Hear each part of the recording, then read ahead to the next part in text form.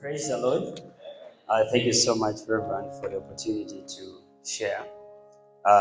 My name is Sedrick Otolo, and I think some of you might know me, and some of you might not know me. It's such a privilege to be here and then to share with the church. Actually, it's my first time to Victory Outreach, and I love the choir.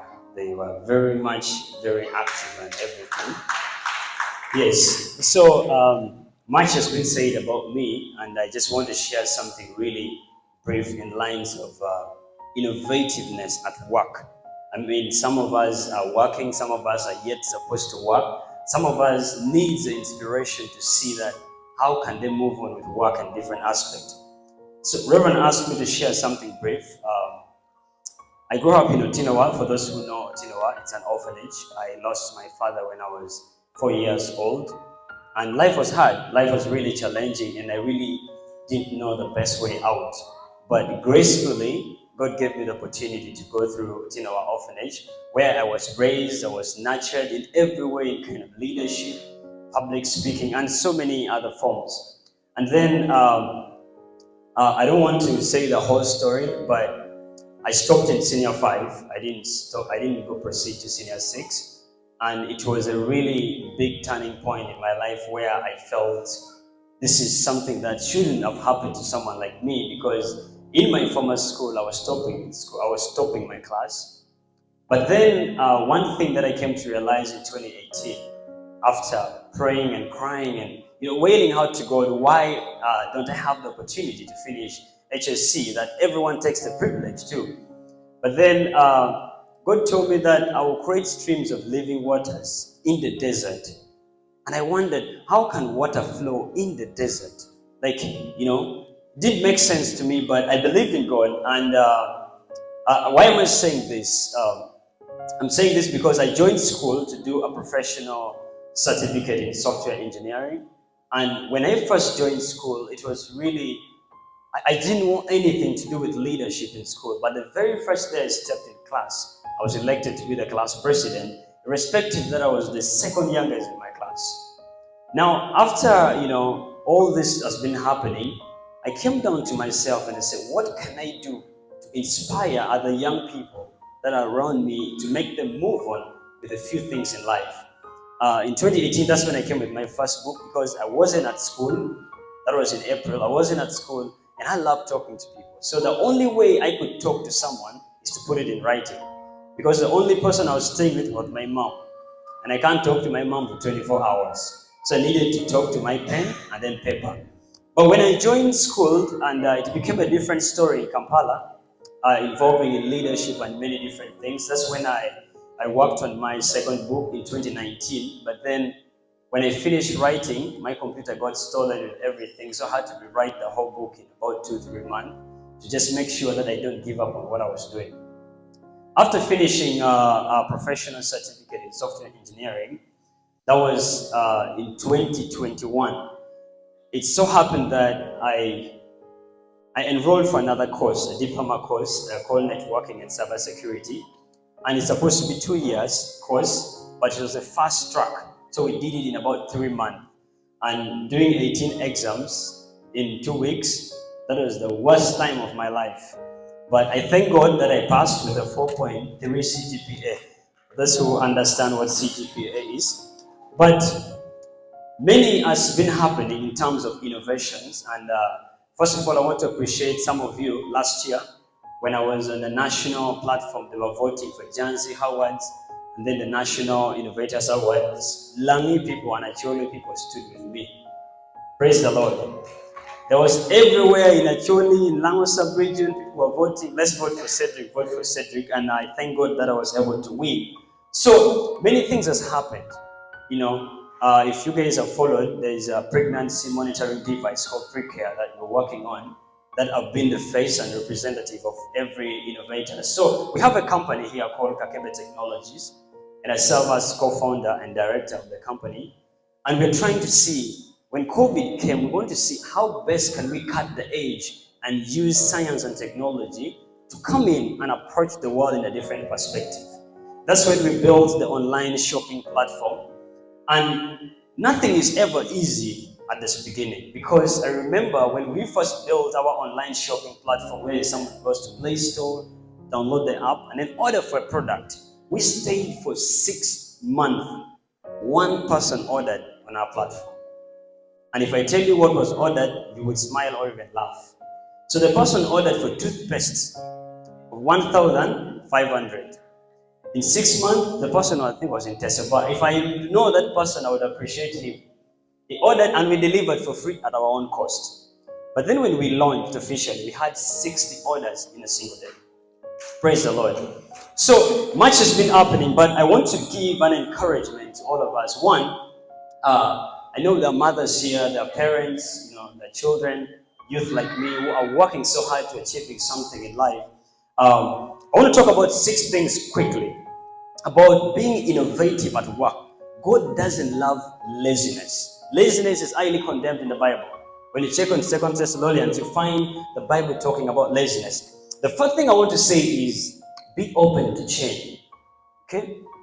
If you are below 35 years old and you are in this building and you don't love science and technology, just know you will have problems to survive.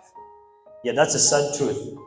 Right now, the world is being captivated by the use of computers, the use of mobile phones, the use of so many things that in every department, be it midwifery, be it social sciences, administration, and everything, you need to have the skills of science and technology, or ICT in your mind. Okay? And then if we are open to change, you find that we are open to doing many more interesting things. When I was in school, every weekend, I could be looking on Google, where is the next event taking place? Where is the next conference taking place? Those are places I used to be when I was in school. And I'm seeing the moments that I spent, to someone who is at school, they would think this is a waste of time. But I'm seeing the moments I spend attending conferences, being open to new opportunities, is paying me off right now.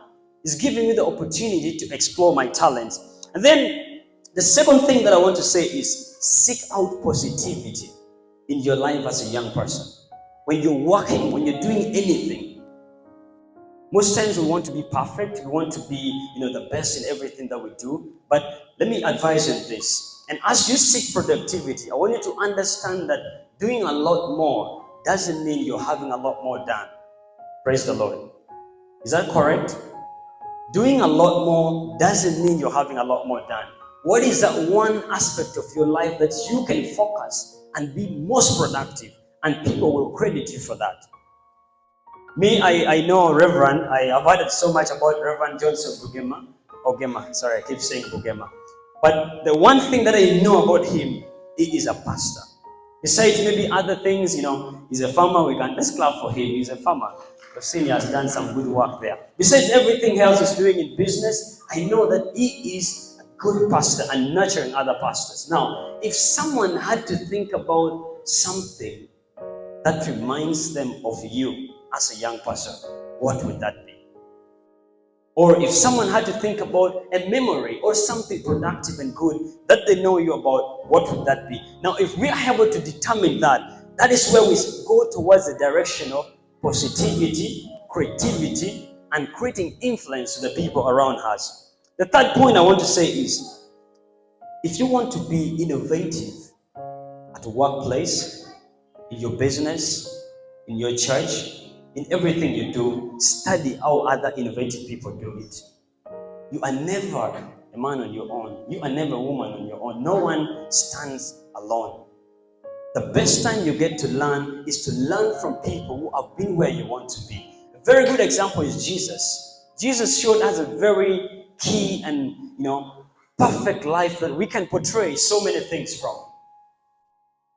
There's so many materials, books.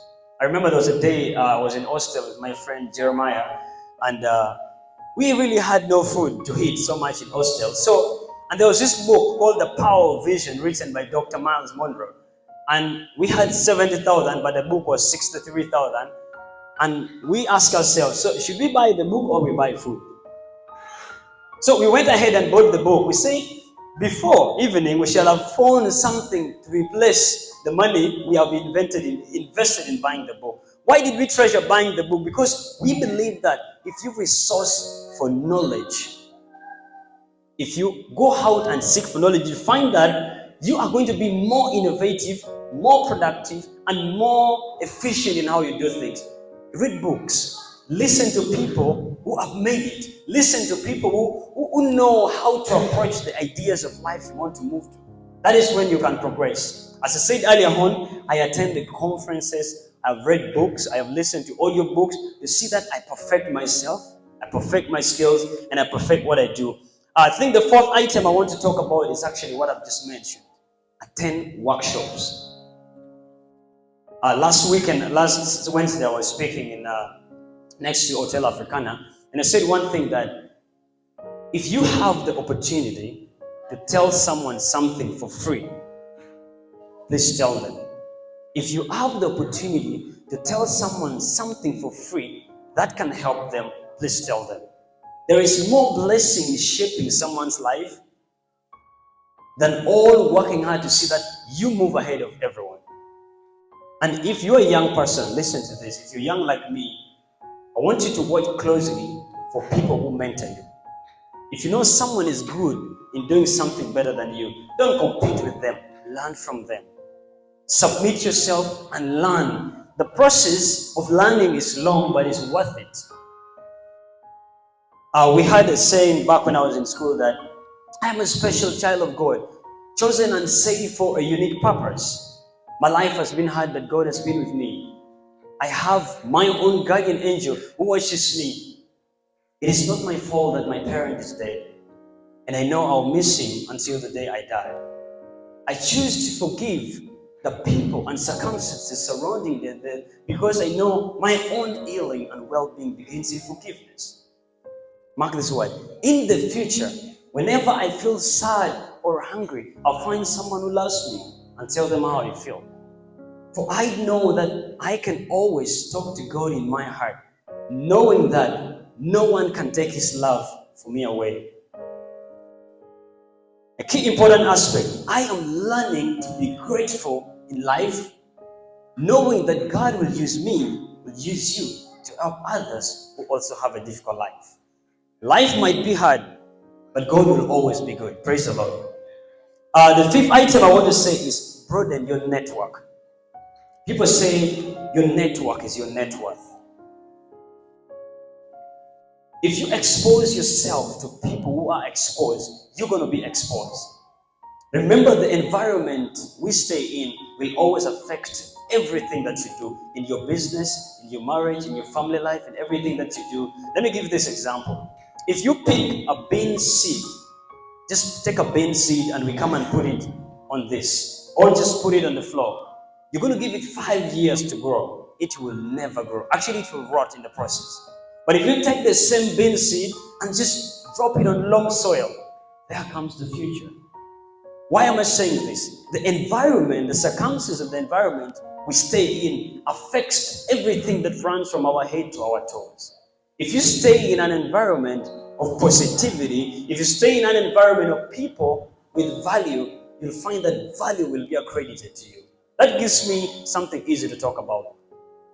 If you want to be recognized, if you want to be noticed, if you want to be important, if you want to carry weight in what you do, in what you say, be valuable.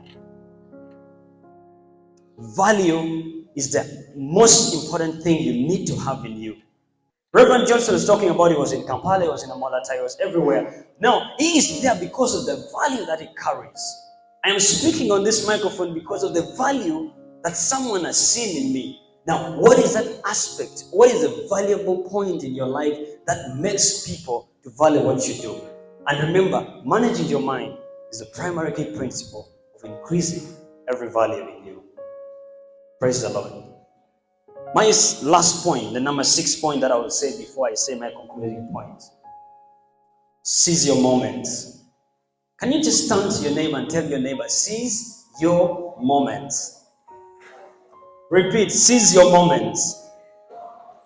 Now, I wanted to ask like Reverend, do you know what that means? No. Do you know the meaning? So to seize something is to get hold of it, grasp it, put it in your hands, like don't waste time. Seize your moment. I want you to write that word down. When you go back home, just tell the first person you see, say, sorry, I'm so used to being in the Banange land in Buganda region. So say, Sebo, seize your moments.